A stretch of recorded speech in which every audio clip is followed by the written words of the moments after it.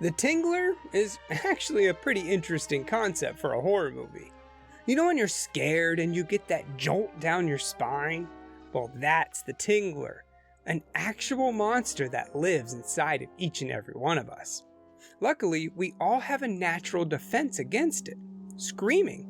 So get ready to scream at the Tingler.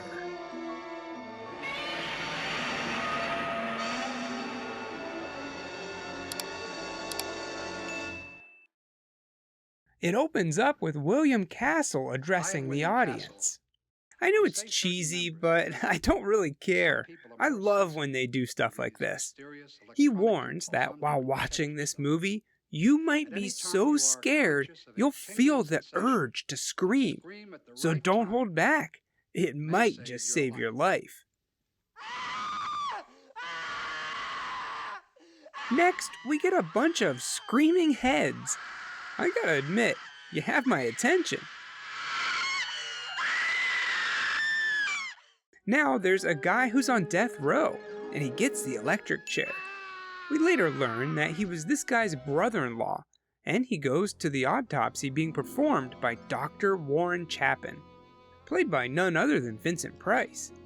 He asks the doctor all the questions one would ask: does it hurt? Does it always work? And so on. While performing his work, the doctor finds something interesting. The man's vertebrae were cracked in two, something the doctor says that you see in people who are scared right before they die. But the true cause is still unknown. Maybe it's the force that makes your spine tingle when you're scared. Exactly. Dr. Chapin likes that and names the phenomenon the Tingler. We also learn that the doctor has a side project. He wants to learn why so many people die of fear. Fear causes tremendous tensions in the body. If you can't relieve those tensions, why can't they become strong enough to kill you?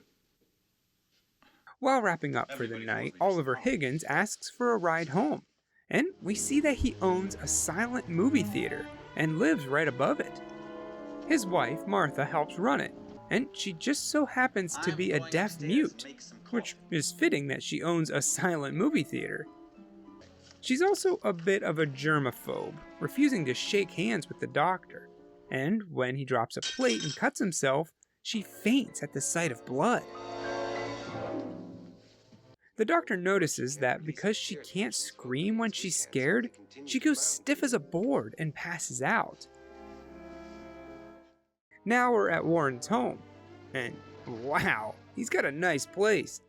Inside we meet Lucy Stevens, who's dating the doctor's assistant, David. Fun fact, David and Lucy actually married in real life, after meeting each other while filming The Tingler. I bet she gave him a little tingler, if you know what I mean. Anyway, Lucy also just so happens to be Warren's sister-in-law, and his wife's been going out late and basically cheating on him. He doesn't really seem to care all that much, more focused on his work. David swings by to pick up Lucy and to give the doctor some experimental medicine, LSD. Oh, good. You know, from the articles I've read, this is a very interesting drug. As they leave, Warren tells David about his interesting morning he had at the theater, and David asks what would happen if she didn't faint. Most people scream. Martha faints, but what if they made it so she can't faint or scream? Would they find their Tingler? Good night. Finally, late in the night, Warren's wife comes home and he sees her making out with some dude. He grabs a gun and confronts her.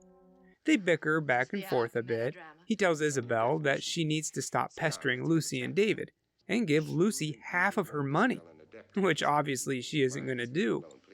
We learn that the reason the doctor has such a nice house and lab isn't because of his paycheck.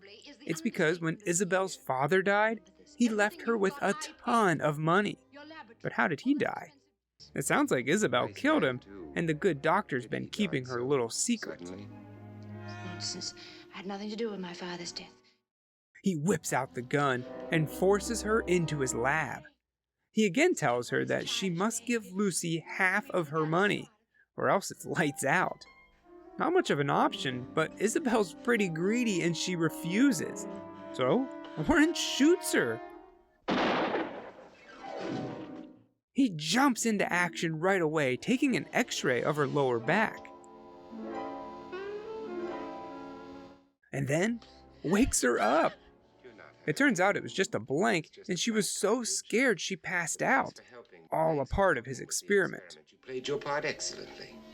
So, to say the least, their relationship's an interesting one. David comes over the next morning and he takes a look at Isabel's x-rays.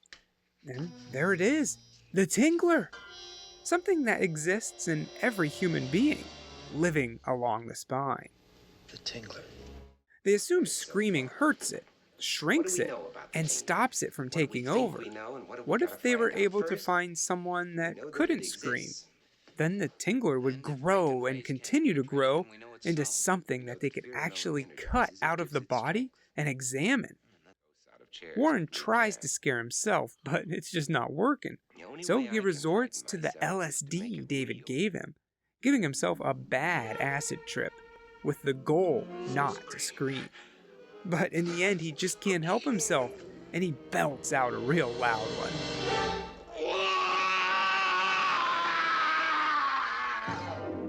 When he comes to, he doesn't think anyone would be able to keep from screaming. Unless, of course, they can't. Warden goes to see Martha, who hasn't been sleeping since she saw his blood. The doctor says he's going to inject her with something to help. But I don't know. I'm willing to bet there's LSD in that syringe. He gets to it right away, trying to scare the poor lady. It seems like it works, and we see one of the first ever acid trips to be put to film.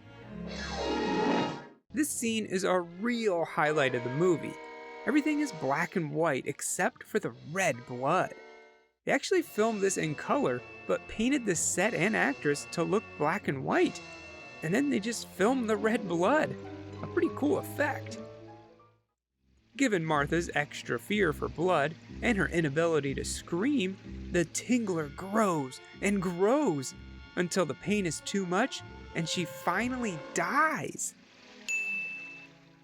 Back at Warren's place, Ollie shows up with Martha's body, where the doctor pronounces her dead.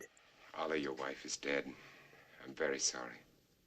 While they talk, Martha seemingly comes back to life. However, they later learn that it's just the Tingler that was stiffening up her back. My God, she's alive. The doctor removes it as Ollie watches, and when it finally comes out, it attacks the doctor.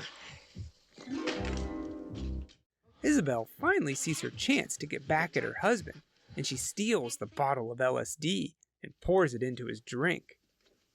Ollie takes his deceased wife home with him to make the funeral arrangements in the morning. And when Warren and Isabel celebrate their victory, Warren unknowingly drinks the drug and passes out. At Ollie's house, we see Martha dead on his bed, and he picks up the rubber mask and knife?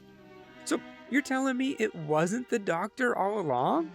I guess he really did just give her a shot to go to sleep. While Warren's passed out on the couch, his wife sets the Tingler loose and it climbs on top of him, choking him. Luckily, Lucy comes in to see it and she belts out a real good scream, paralyzing the monster. In the morning, the doctor tells David that they're done with their experiment. The Tingler's evil because it represents man's evil, their fear. The only thing they can think to do now with the creature is to find out what funeral home Martha's at and try to implant it back inside of her. But when they call the coroner, he doesn't have any report of her coming in. Something's up, and Warren decides to get to the bottom of it by going straight to Ollie, who's taken all the money out of the safe, getting ready to skip town. Warren figures it out pretty quickly and finds the props Ollie used. He tries to defend himself, saying that you wouldn't understand what it's like living with her, but Warden knows what it's like to have a difficult spouse. Just then, the Tingler escapes its prison and gets loose in the movie theater downstairs. We see everyone enjoying the movie, and I can't help but notice they're all dressed up, with men in suits and the ladies in dresses. I wish we still got all dolled up to go to the movies, like it's a special occasion or something. Anyway, we see quite a bit of this movie they're watching. It's like a bonus movie within a movie. The Tingler's loose and going down the aisleway, probably just looking for a seat so he can watch too.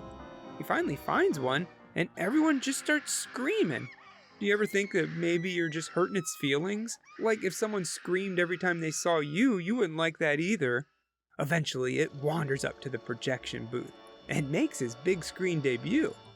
Warren asks everyone in the theater to scream so they can stop the Tingler, which presumably everyone in the real theater would be screaming along with him.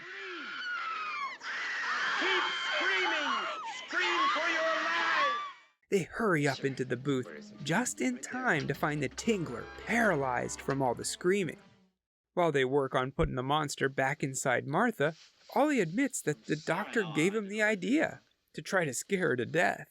And I think he's feeling pretty guilty for killing his wife.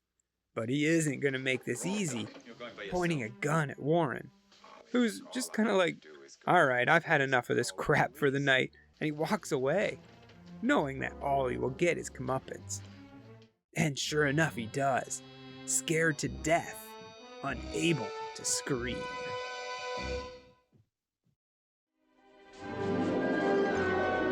I'm sure by now most of you have heard about William Castle and all the neat little tricks he used to set up for his movies.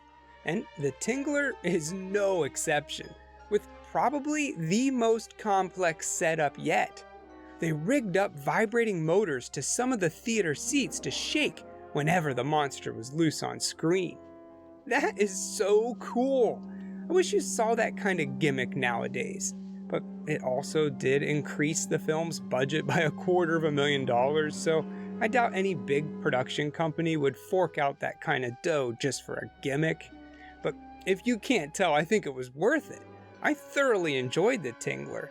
The silly effects, the B-movie plot is all easily ignored because Vincent Price does such a good job. What more can I say? His voice, his demeanor, his class, it's all top notch. And in my opinion, he is the horror legend. Even watching this movie 64 years after it was released, there's still some pretty cool shots. Especially the black and white bathtub scene with all the red blood, which is a real highlight of the movie. And then don't forget about when the theater goes black and all the people are screaming. Just imagine seeing this in theaters back in the day. It would have been awesome. And the music's great as well. It has that William Castle haunting, kind of chilling sort of feel to it. I love The Tingler, and it's well worth a watch every Halloween season. I give it 3.5 bathtubs filled with blood out of 4. Fear has the same effect on all animals. You mean I'm an animal? Better looking than most and can't run as fast. I hope.